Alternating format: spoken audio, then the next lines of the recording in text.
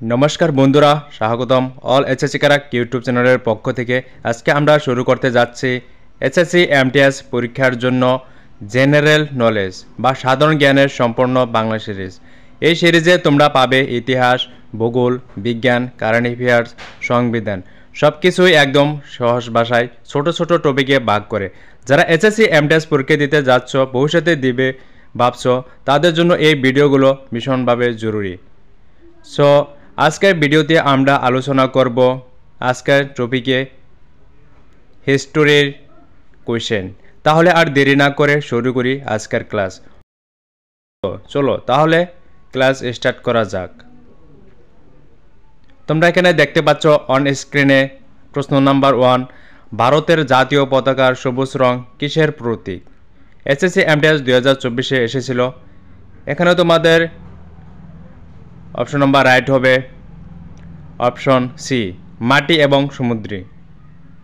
So question 2, Swami Vivekananda 1893 সালে কোথায় বিশ্ব ধর্ম সম্মেলনে যোগদান করেন?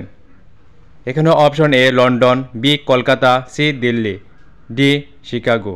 সো কেউ যদি জানো তাহলে অবশ্যই কমেন্টে বলবে, এটা কিন্তু খুব important question. So right answer হবে D Chicago.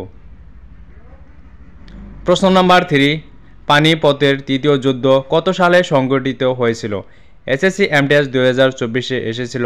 Option number A 1526, option number B 1556, option number C 1761, option number D 1818। So তোমরা যদি কেউ জানো তাহলে অবশ্যই কমেন্টে বলবে অ্যান্সারটা কী হবে। রাইট অ্যান্সার হবে এখানে অপশন সি 1761। প্রশ্ন নাম্বার 4, আর্য সমাজ কোন সালে প্রতিষ্ঠিত হয়েছিল? এসএসসি এমটিএস 2024-এ এসেছিল। Option number A 1857, option number B 1875, option number C 1893, option number D 1905। So কেউ যদি জানো কমেন্টে বলবে।